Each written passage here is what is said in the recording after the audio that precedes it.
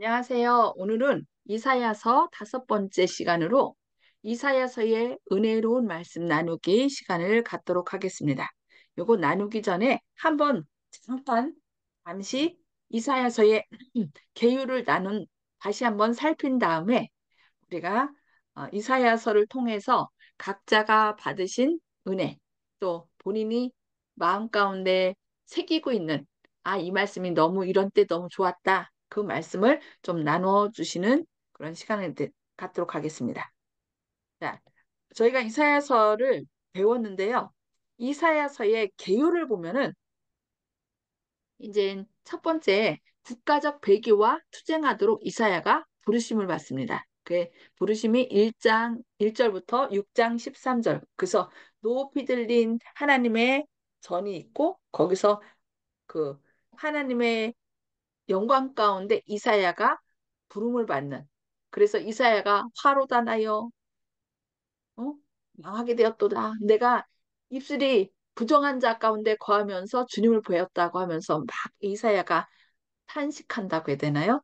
그런 저희가 나오죠. 그때 핏숫을 가지고 그 이사야의 죄를 이렇게 속하고 누가 우리를 위하여 갈꼬라고 하면서 이사야를 부르시는 그런 것이 6장에 나옵니다. 그러면서 이제 수리아와 아수르로부터의 구원. 그러니까 이 이스라엘이 유대인이죠. 유대인이 늘 그 주변 국가 수리아와 또 아수르, 이 아수르는 그 바벨론이 이렇게 발전하기 전에 아수르가 더 그 당시 세계를 제패했죠. 그래서 아수르로부터 늘 고난을 당했는데 그 아수르로부터의 구원 이야기가 7장 1절부터 12장 6절까지 나오는데 9장에서 이제 한 아기가 태어나는 것에 대해서 얘기하는데 그 아기가 바로 영존하시는 아버지라 얘기를 하면서 그냥 한 아기가 인간 아기가 태어난 것이 아니라 그 옛날부터 약속하신 예수님이 이렇게 태어날 것에 대한 예언을 주시고 그로 인하여 우리를 구원하시는 것을 이렇게 말씀하고 있습니다. 그 다음에 이제 24장부터 35장까지는 사단의 지배로부터의 구원, 하나님의 큰 날에 대해서 얘기를 합니다. 그리고 역사의 중간 시대, 이제 36장부터 39장까지 쭉 나오는데 39장에서는 이제 히스기 왕이 그 병에 걸려서 죽게 됐을 때 벽을 향하여 하나님께 탄원하죠. 살려달라고. 그래서 하나님께서 어떻게 했어요? 징조를 보이면서 해시계를 뒤로 가게, 10도를 물러가게 하면서 그 히스기야 왕을 회복시킵니다. 근데 15년을 더 살게 그렇게 했는데 히스기야가 어떻게 그 당시 해가 갑자기 뒤로 갔으니까 전 세계가 발칵 뒤집어졌을 거 아니에요. 그러니까 이게 도대체 무슨 일인가 했을 때 저 유대 땅에 있는 왕이 하나님께 기도해서 이렇게 됐다는 얘기를 듣고 이제 그 병에서 나았다는 얘기를 듣고 이제 바벨론에서도 사신이 와서 이제 축하를 합니다. 그때 히스기야가 한 일이 뭐예요? 보물창고를 보여주면서 이제 그들에게 그 나는 이만큼 이런 것들이 있다. 그래서 결국 빌미를 준 거죠. 그래서 그 당시는 바벨론이 신국가예요. 아주 큰 아직 대제국이 되지는 않았는데 그때 이제 사신들이 가서 뭐라고 했을까요? 저 유대 땅에 가면 그 보물 창고에 금은보화가 가득하고 그런 거를 적어놨겠죠. 그래서 결국 그, 그 이야기를 듣고 하나님께서 뭐라고 그래요? 보여준 그 모든 것들이 바벨론으로 옮겨갈 것이다. 이렇게 얘기를 해요.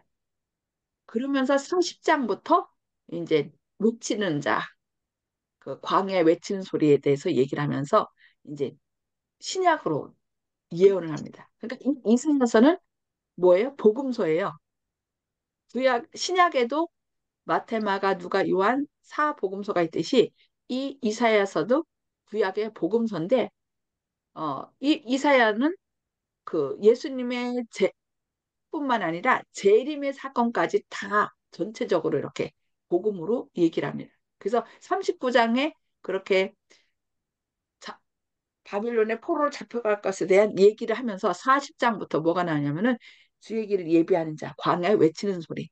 그렇게 쭉 나오면서 53장에서 결국 고난받는 메시아에 대해서 얘기가 나옵니다. 그래서 하나님의 계획이 승리함, 구원과 구원자에 대해서 이렇게 40장에서 53장까지 얘기를 하고 그 다음에 결국 예수님을 거절한 그 이유로 결국 이 빛이 이방인들에게 전해져서 이방인들을 수확한 것에 대해서 54장부터 62장까지 얘기를 하고 또 결국은 메시아의 왕, 새 하늘과 새 땅이 건설되는 이야기가 63장에서 66장까지. 그래서 이 이사야서는 성경 전체를 다 보여줍니다. 그래서 우리가 이 이사야서를 이제 아까도 얘기했듯이 구약의 복음서라고 하는데 우리가 이제 이사야서를 살펴봤습니다. 그래서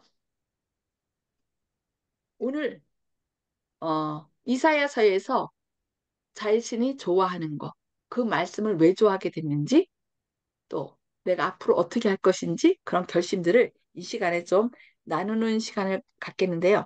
저는 제가 이 이사야 50장 4절 말씀을 저는 좀 기억하면서 하나님께 기도하는 이게 메시아에 대한 이야기인데 주 여호와께서 학자들의 혀를 내게 주사 나로 공부한 자를 말로 어떻게 도와줄 줄을 알게 하시고 아침마다 깨우치시되 나의 귀를 깨우치사 학자들 같이 알아듣게 하시도다. 이게 예수님에 대한 그 예언이지만 저에게도 이런 학자의 혀를 주셔서 공부한 자를 말로 어떻게 도와줄 줄 알게 하는 그런 역사가 일어났으면 좋겠습니다.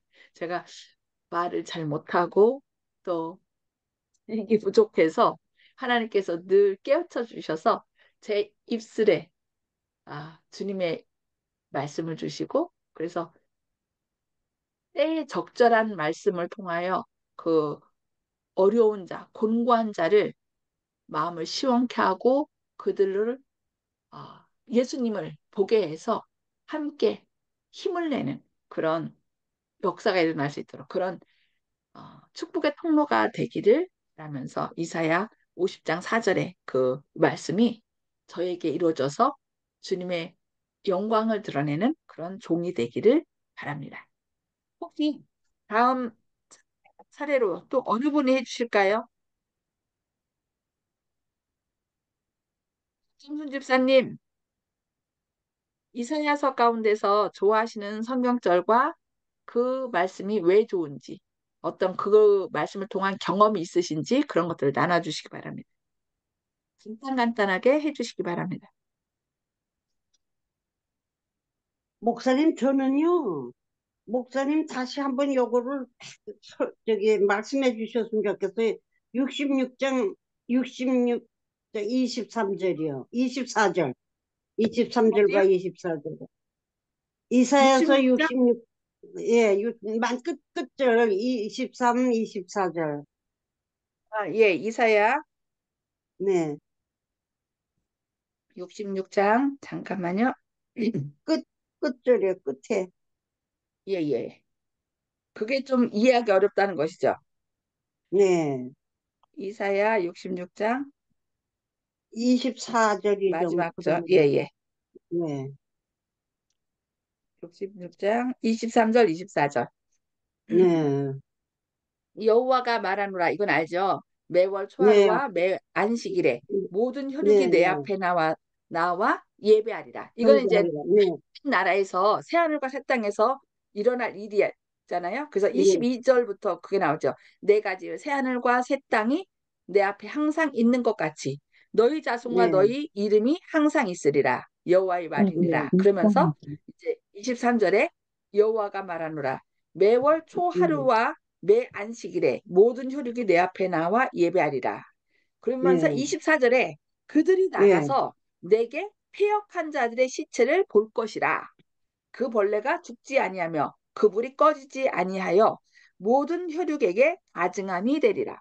자, 우리가 하늘 가서 예수님 재림하신 후 하늘 가서 1000년 동안 왕노릇 한다고 그랬죠?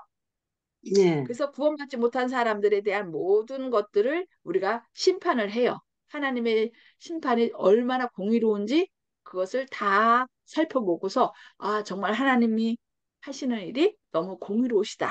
이렇게 동안 한 다음에 이 땅에 다시 내려옵니다. 사는 모든 악인들이 살아나죠. 그러니까 사탄이 옥에 갇혔다가 천년 동안 미혹할 사람이 없었잖아요.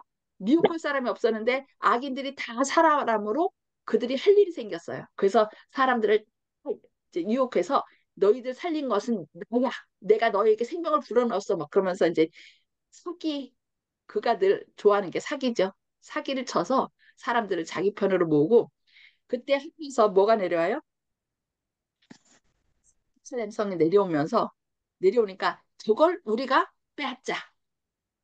그러면서 이제 그 죽은 사람 죽었다가 살아난 사람 가운데 뭐 장군도 있을 때고 뭐 얼마나 전략가들이 있었을 거예요.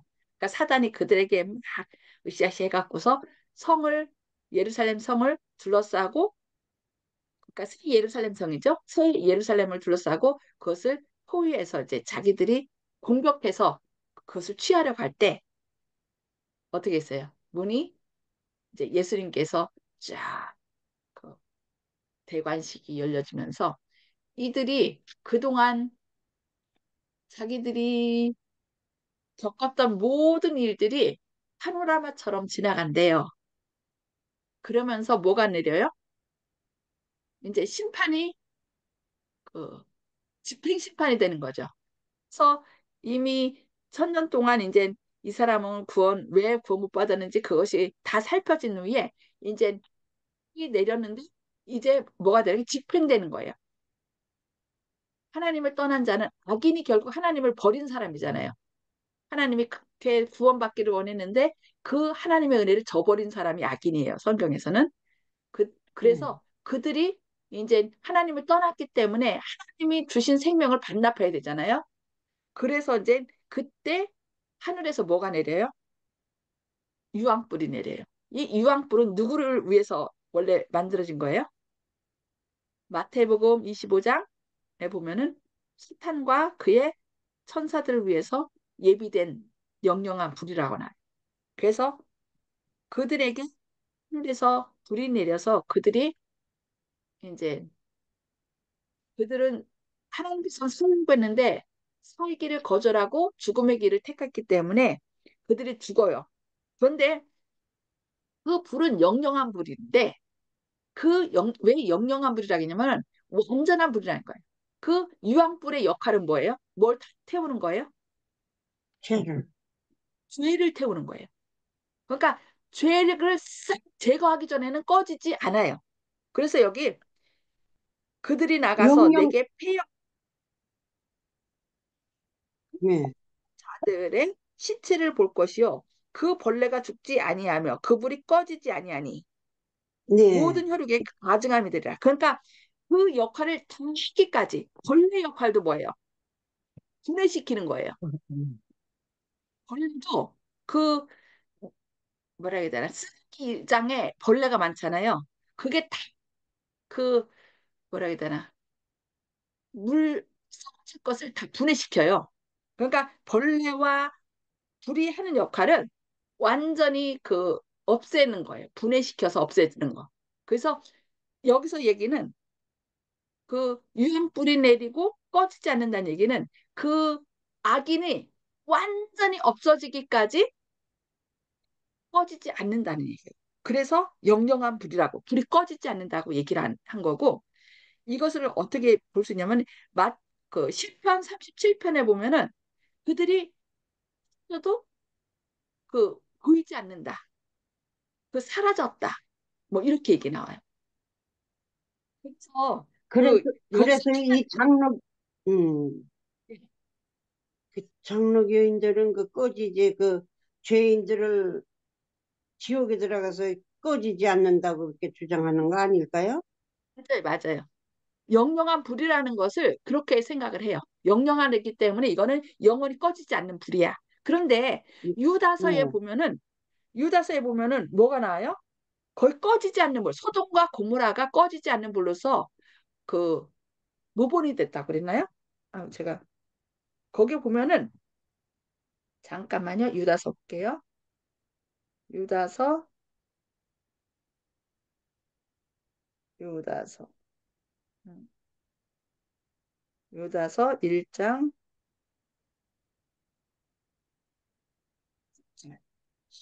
고모라와 그 이웃 도시들도 그들과 같은 행동으로 음란하며 다른 육체를 따라가다가 영원한 불의 형벌을 받음으로 거울이 되었느니라.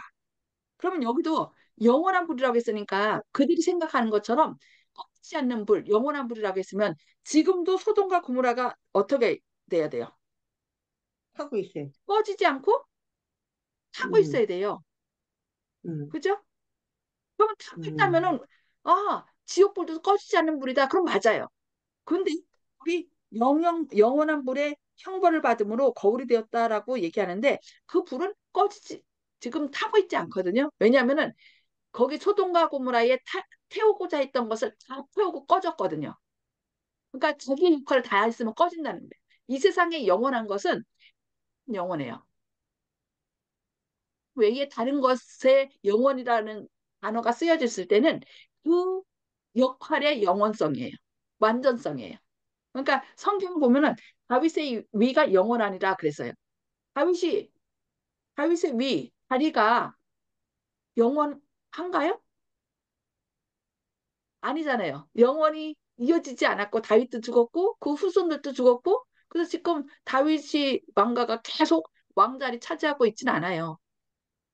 그러나 다윗이 있는 동안에 또 결국 그게 예수님께로 이어져서 이제 예수님의 위가 영원할 것이 되어적인데 우리가 사물이냐 사람이냐에 따라서 이게 달라지고 학에 대한 걸 적용할 때는 영원하지만 하나님 외의 사물일 때는 목적의 완전성을 이루는 그러니까 유황불의 목적은 뭐예요? 죄를 태우는 것이 때문에 죄를 완전히 다시 기 전에는 끌려고 해도 꺼지지 않는 불이라는 거예요.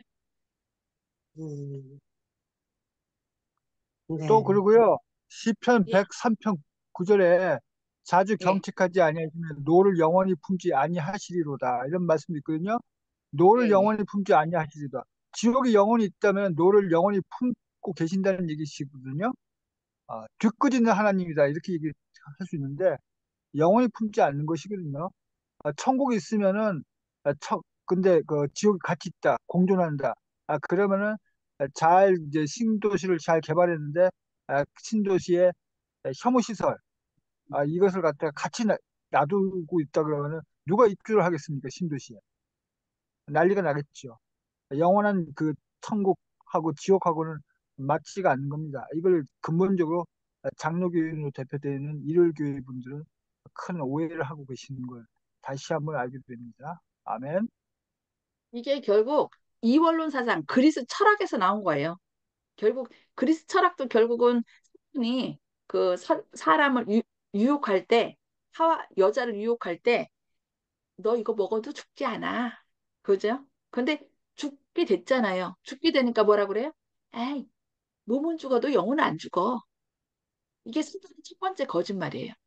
그래서 그 거짓말이 계속 이어지도록 사람들을 완전히 이원론 사상으로 사람이 죽어도 영혼 죽지 않아서 고통당한다. 그러므로 하나님을 완전 너무 무자비한 분으로 오해를 하도록 만든 거죠. 그래서 예수님이 직접 오셔서 하나님이 그런 분이 아니심을 성을 통하여 이제 보여주신 거죠.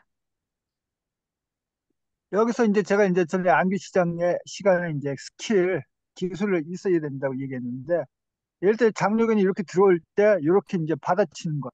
이게 기술입니다. 그래서 상대방한테 의구심을 주는 것. 내가 잘못 알았나 하고 이 의심을 들게 해주는 것. 이게 기술입니다. 이렇게 해서 스스로 알아볼 사람을 알아보고 그래도 아예 몰라. 그냥 여기서 살다 죽을래 이런 사람은 구원을 못 받는 것이죠. 예. 네, 어떻게 좀 이해는 되셨습니까? 송수보 집사님? 네. 이제, 우리가 동전의 양면성처럼 하나님은 사랑과 공의의 하나님이기 때문에 이 사랑과 공의, 이렇게 하면은 죄인은 다 죽어야 되잖아요. 그죠? 근데 예, 하나님은 사랑이시기 때문에 대신 그 율법의 징계를 자신이 받은 거죠. 근데 이제 공의는 뭐냐면은 그것을 믿음으로 받아들인 자는, 그러니까 아들, 그 전에 제가 설교했나요? 그 엄마, 아들을 대신하여 엄마가 내가 잘못했다 해서 죽음을 당했다 그랬잖아요. 사형을 당했어요. 그래서 나중에 그 아들이 범인인 것이 밝혀졌는데 이미 그 죄로 인하여 엄마가 돌아가셨기 때문에 이 아들을 죽일 수가 없었던 거예요. 그게 이 나라의 법이에요. 그래서 예수님이 우리의 죄값을 다 치르고 돌아가셨기 때문에 그것을 믿고 하나님의 자녀가 된 사람은 내가 그 죄값을 치르지 않는 거죠. 이미 치렀기 때문에. 그래서 나 살 수 있는 것입니다. 그래서 예수님은 우리가 영원히 죽는 것을 원치 않기 때문에 그 죄를 본인이 취하시고 우리에게는 다시 예수님이 앉는 하늘 보좌에 함께 앉으라고 하시는 거예요. 그래서 뭐 구원 받느냐 못 받느냐는 우리가 자꾸 착한 일 하고 안 하고 얘기하는데 착한 일 하고 안 하고가 아니라 관계예요. 예수님이 예수님을 개인의 구주로 영접해서 하나님의 자녀가 된 사람은 예수님이 내 대신 그 죄값을 치렀기 때문에 그 죄가 나한테 임하지 않는 거죠. 아, 그래서 그리고요, 영원히 죽, 한 예, 번, 예, 저도 이제 추가로 한 말씀 더 드리겠는데, 이 신학의 문제가 뭐냐 하면요, 하나님을 그릇되게 알게 되면 어떤 문제가 생기냐면은, 그냥 이래도 되고 저래도 되고 이게 아니고요, 그 근본적인 문제가 생기는 게 뭐냐면은, 그래서 여호와를 힘써 알자고 하는 그 하나님께서 억울해 있어서 하신 말씀도 계셨지만, 호세아서에서, 이게 장로교인들을 비롯 그 중심이 되는 이제 개신교인들이 꼭 주님을 안 믿는 사람들에 대해서 이렇게 얘기합니다. 너 그러면 지옥 가. 근데 우리 재림교회는 그런 말을 안 합니다. 너 그러면은 주님하고 함께 할 수 없어. 이런 식으로 얘기가 되거든요. 그러니까 근본적으로 같은 말 같은데 영원한 그 복을 누리지 못한다. 이게 아깝다. 우린 재림교회는 이런 식으로 표현을 하는데 그쪽은 그렇게 하는 것이 아니라 너 지옥 가. 너 죽어. 너 망해. 멸망해. 이런 식으로 표현합니다. 정죄하는 표현. 그러니까 다시 말해서 뭐냐면은 그 사고가 시각이 관점이 틀리기 때문에 결정적으로 문제가 되는 게 뭐냐면은 정죄하는 그런 식으로 상대방을 바라보게 됩니다. 너는 지옥 갈 놈, 나는 구원받을 선민. 이렇게 되기 때문에 근본적으로 이웃을 사랑할 수가 없어요. 위선적인 사랑이 됩니다. 저 사람이 천국을 못 가게 돼서 안타깝다는 생각으로 전도하는 것이 아니라 너 그러면 지옥 가. 혼나고 싶어? 이런 식의 논조가 되기 때문에 그러면서 겉으로는 포옹하고 허구하고 하지만 이게 좀 문제가 있습니다. 이런 걸 장로교 그 열매를 보고 그들을 안다고 했기 때문에 하나님의 섬기는 예라고 하면서 나중에 핍박하는 세력들이 다 유대인들, 하나님을 믿는다고 했지만 예수님을 거절했던 유대인들, 율법주의, 또 나중에 천주교인들, 다 이런 것이 다 그 뿌리가 다 그런 것입니다. 그 사단이 준 그 잘못된 인간의 유전 때문에 이 성경을 변질시켰기 때문에 그렇다는 것을 어, 송 집사님께서 이웃분들에게 잘 가르쳐 주셨으면 좋겠습니다. 아멘. 네. 혹시 다른 분 여기 이사야서에 대해서 의문점이 나거나 아니면은 어떤 은혜 받은 그런 성경줄 있으면 말씀해 주시기 바랍니다. 지금 9분밖에 안 남았어요.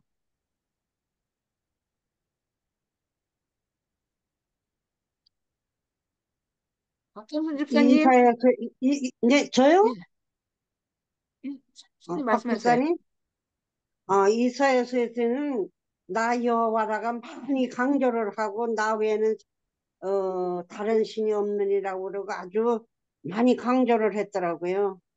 예, 예. 감사합니다. 목사님 그렇잖아요.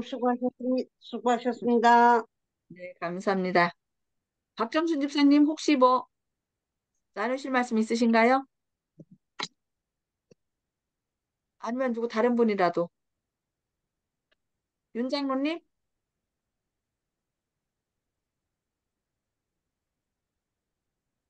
예, 저는 그 이사야 56장 6절하고 7절에 있는 말씀 좋은데요. 또 나 여호와에게 연합하여 섬기며 나 여호와의 이름을 사랑하며 나의 종이 되며 안식일을 지켜 더럽히지 아니하며 나의 언약을 굳게 지키는 이방인마다 내가 그를 나의 성산으로 인도하여 기도하는 내 집에서 그들을 기쁘게 할 것이며 그들의 번제와 희생은 나의 단에서 기꺼이 받게 되리니 이는 내 집은 만민의 기도하는 집이라 일컬음이 될 것임이라 하는 말씀이 좋습니다. 저는. 예.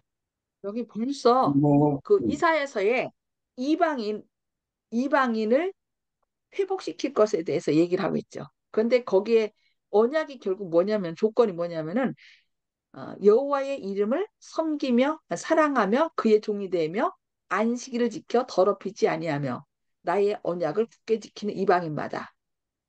구약에서 이미 이방인의 회복에 대해서 얘기하며 그들이 또 결국 안식일은 언약 안에 거하는 거거든요. 하나님이 우리의 창조주가 되시고 구원자가 되시고 우리의 아, 완전히 회복시켜주는 망가진 것을 회복시켜주는 자로서 그렇게 얘기를 하면서 구약이지만 이미 구약을 통하여 이방인들도 다시 회복시켜 줄 것에 대해서 이렇게 얘기하는 것을 볼 수 있습니다. 네, 나, 감사합니다. 뭐, 예, 정보욱 그래요. 성도님.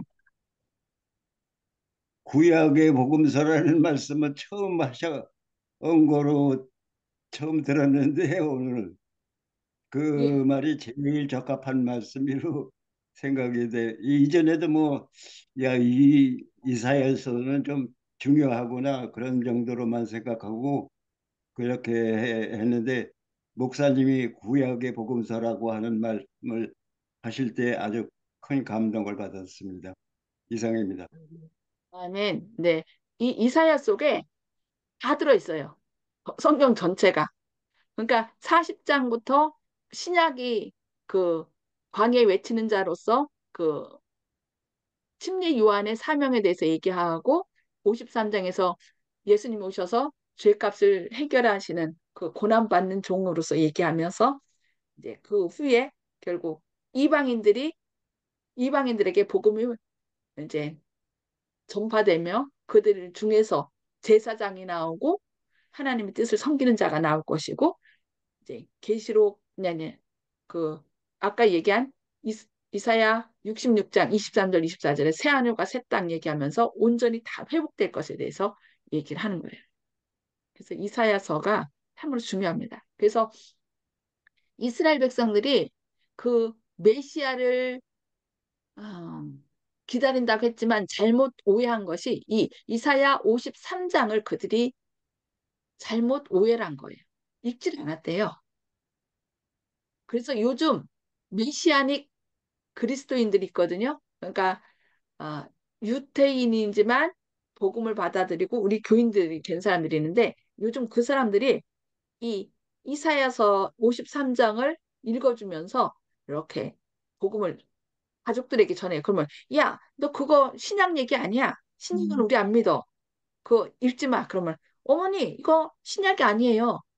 이사야서 53장에 나온 거예요. 그러면 그런 일들이 있단 말이야? 이렇게 나온 거예요. 그 사람들 놀라면서. 그러면 분명히 여기 성경에 이렇게 나왔습니다.